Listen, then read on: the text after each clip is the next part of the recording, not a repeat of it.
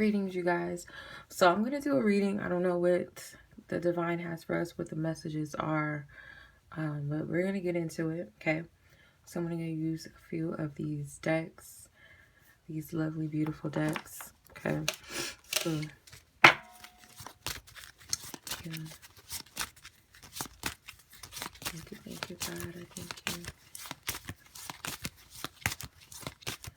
What is the guidance? What is the message that you want to deliver and share through me? Thank you. Okay. Chariot. Okay. All right, the Chariot. I have a new level of love and respect for the tarot.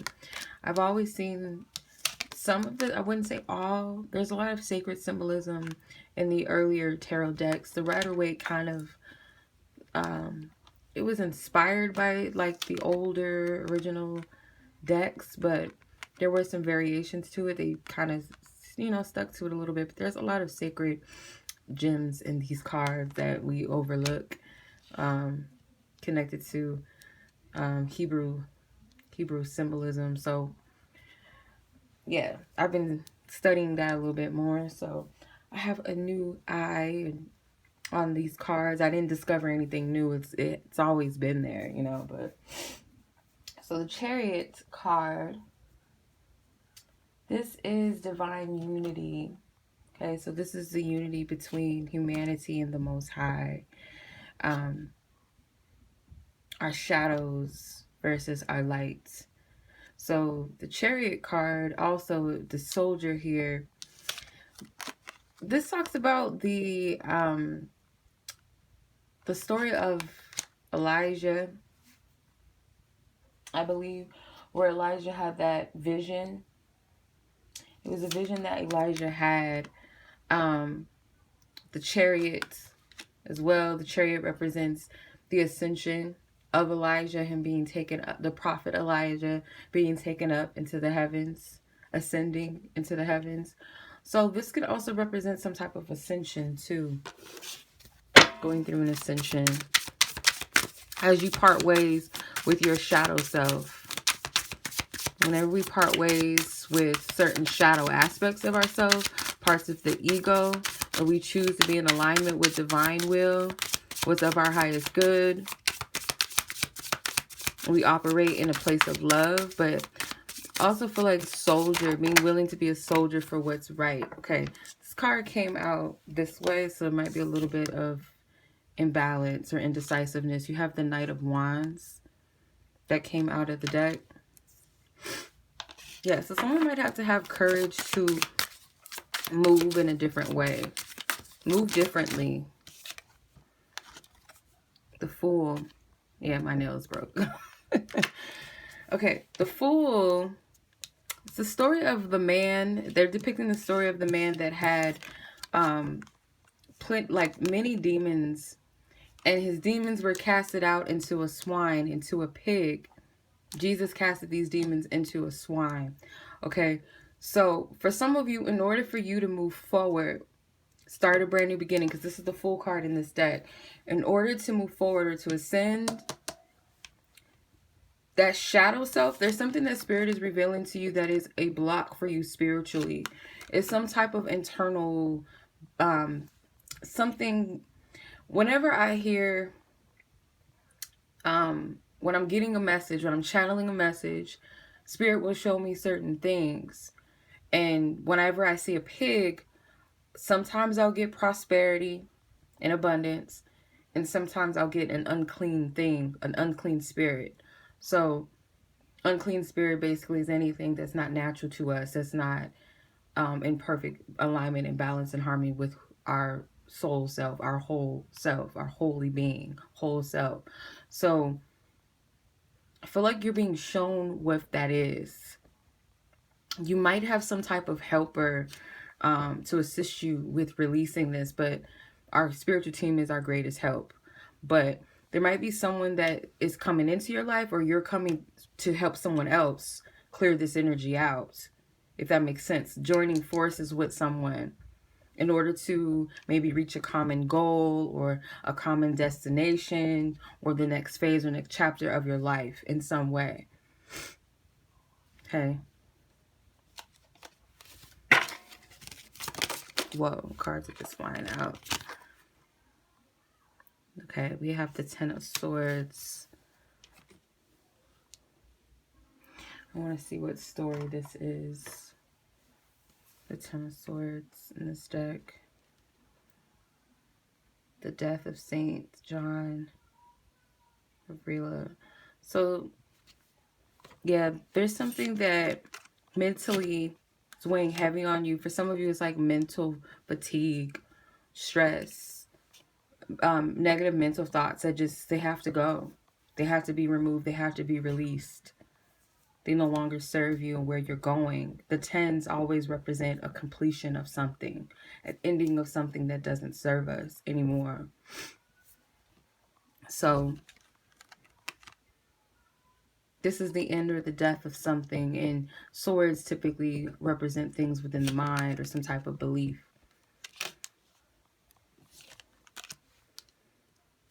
Okay, let's see. What else, Spirit?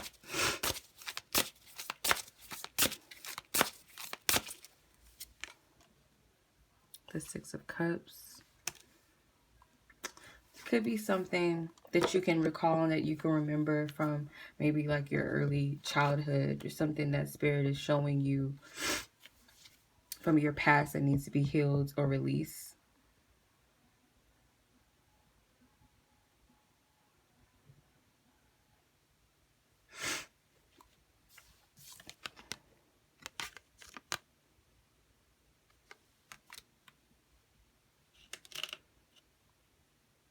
These people are visiting some type of temple in this card.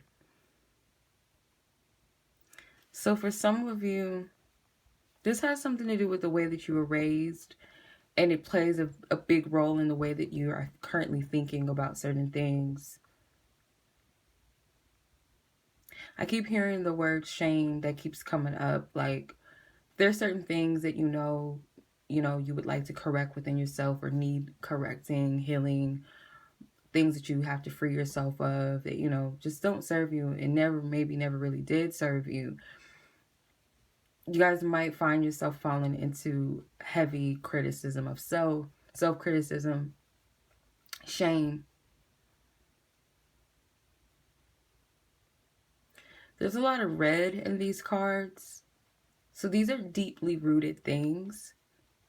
There's somewhere that Spirit is trying to take you, and it's with this,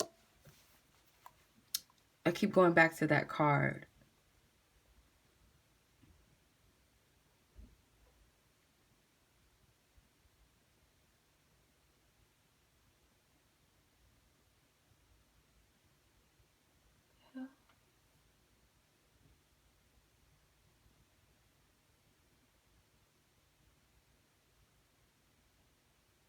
I don't know. It sounded like somebody was outside. But Spirit is trying to take you to ascend on some level. First, the ascension has to happen within self. And then that ascension takes you to further elevation on your journey, your path. There's somewhere significant that Spirit is trying to take you, your spiritual guides, your divine counsel, your angels. And because he's suited up, he's dressed in armor, it's like being prepared. There's a soldier here, that Knight of Swords, it's a soldier energy. So again, being prepared.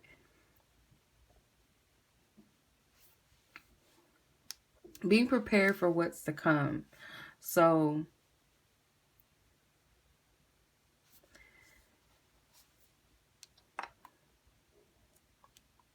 that's so much scrolling. For some of you, I can't even talk. Like, it won't come out. It's like a lot of blockages. For some of you, you guys might be saying to yourself that you did something wrong, or you did something wrong, or you made a bad decision, and you're harping on that. The Spirit is like, let that go. It's just there to show us, like, you know, where we need to align ourselves, where we need correction, not to beat ourselves up. The garden. Yeah, there's somewhere that you are to go. There's a significant place or meeting. My cat, she always does this when I'm reading. There's somewhere that you're supposed to be, that you're appointed to go. There's a significant meeting, it's some type of significant connection that plays a role in this. Someone that you're supposed to meet. And this doesn't have to be romantic at all. It could be just platonic, or people that are going to be very significant in the next phase of your journey. Or these are people that are already present. But there's some type of significant meeting, a meetup, an appointed meeting. Yeah, the key. 33s are masters. The key. There's a key. This person's going to help you get to that key. There is a spirit, there's a big spirit that you have to overcome, and I feel like it's something within yourself. Something big that you have to face or overcome to get to this place. And there might be a lot of tests to prevent you from getting to your appointed place where you're meant to be. That meeting that's supposed to happen. So that's why it's important that Spirit is saying you clear whatever these energies are that are not right within self, that you know, sometimes our ego, the lower self, trickster spirits and all of that, they like to get in our ear, play the conviction game, make you feel like you're not worthy of anything else and past where you are. Oh, remember that one time that you did this, you said that. Or you're stupid because you did this, you did that. Oh, nobody loves you because of this, because of that. Those demonic forces or spirits, those dark energies. Just like we have light spirits that minister to us and talk to us, we have dark forces and energies that like to minister and talk to us. I wouldn't say minister, but mimic ministering and say negative things to put you in a state of guilt and a state of getting caught up in your head and feeling very stuck and restricted and almost spiritually dead. Like, oh, well, I might as well give up. No, there's someone around you or someone coming into your life. Peace I leave with you, my peace I give to you. Not as the world gives, do I give to you. Let not your heart be troubled, neither let it be afraid. That's John 14:27. So what that is saying is that peace, the divine gives us peace. So it goes into another scripture where it says, for I have not given you the spirit of fear, but a spirit of a sound mind and love. Love and a sound mind. That peace. So the peace that I give you is not what the world gives you. That's temporary peace. Peace in temporary things, seasonal things, things that are subject to change. Not something that sticks and stays, right? And peace, God's peace, the divine peace, surpasses all understanding. You can be going through something very crazy and somebody around you will be like, how are you okay, how are you calm handling this? It's because it's God-given peace. It's not worldly peace. It's not something that gives us confirmation and cushions and blankets in the midst of storms, and in the next minute when we don't have that cushion, we don't have that money, we don't have that relationship, we don't have that job or whatever, that reassurance of that to make us feel at peace. It's when we don't have those things and we can still have peace within ourselves and know that all is going the way that it's supposed to. And if it's something that maybe, let's say we stepped out of alignment with where we're supposed to be in life, or we made a mistake, we still have the grace to get it right. So it says, let your heart not be troubled, nor neither let it be afraid. So don't feed into that fear. Don't allow your heart to get caught up in that. So anything that brings a lack of peace to you, or conflict and guilt and shame, that is not from the divine. But sometimes it is that hidden gem, that key to show us what is it that we have to release. And we have spiritual help. Like this man here, he was so desperate because he heard that Jesus was able to heal people and free them and deliver them, heal the sick, heal those that had demons. He had so many demons that people thought he was crazy and insane, that he could never be helped. So when Jesus found him, he casted out those many, many, many demons into those swine. And the swine, they jumped into the ocean and died. And this man when he went into the city, I hope this is the correct story, I believe it is. When he went back into the city, everybody around him was like, whoa, like, how did this man come in here and help this man? Because he was crazy as all get out, because he had so many demons. And some of you guys, it could be psychological things that you're dealing with, and some of you think that there's no help for you, or someone around you that might be dealing with mental illness. And I have to be very careful with this because I'm not a physician, so please take this as entertainment. But of course, you know, I'm gonna give you the real, but still, you know what I'm saying? Don't take this too far out. But some of you guys might be, you know, connected to someone that has heavily mental illness, and this is somebody that needs healing. Someone that maybe is telling themselves that they don't deserve help, or they'll never be able to be helped. Or if it's someone that deals with suicide or depression, this is someone that feels like they will never be helped. Know that this person is they're battling with a lot, but I feel like these are deeply rooted things connected to their childhood, things that they can recall and remember. But there's a battle out for this person because they're somewhere that they're appointed to be and go. And some of you guys, you are dealing with a mental battle, and it's something that's trying to prevent you from getting to this appointed place. But again, Spirit is saying, fear not. Peace I give to you. Not what the world's peace means, but my peace, the peace that surpasses all understanding. When things are crazy, when things don't look like they're working out. So I'm going to leave it there. I hope this was helpful. And then at the bottom of the deck, you have the Ace of Swords. So that divine truth, they are depicting Jesus here again. So that man, he was freed by the word, the truth, the light, love. Everybody deserves love. Everybody deserves peace. Everybody deserves happiness. It's only when we submit to that and say, it's your way, not my way. In other terms, let thy will be done and not my will, but your will be done, God. Meaning, I'm going to align myself and allow myself to walk into divine guidance, divine wisdom. I'm going to align myself with the highest will for my life, because I'm only a mere human. I can't see everything. There's a divine corporation that has their own position and their own job, and so do I. And I don't have the power like those in the higher positions in this divine corporation that we call the heavenly realms. The Elohims, the archangels, the different rankings of the angels, and all of that, right? And the Most High, the Christ energy, Christ conscious, the divine Father, divine Mother energy, that whole source being is a part of that divine corporation, and so are we. But us being in this realm that we're in, we don't have that high intel. So you got to think of the divine as the higher level of the corporation, the creator of the corporation, then the CEO, then, you know, so on and so forth, right? So think of it that way. For those of you that have a hard time with following divine will, and, you know, I can't tell anybody how to think or what to think, but as a human, we have to admit we can't see everything. We don't know everything. There's a higher aspect to this that we are connected to that guides us. Sometimes we got to bump our heads into the point where we just be like, I don't know what else to do. I give up. I surrender. What is it? What's out there?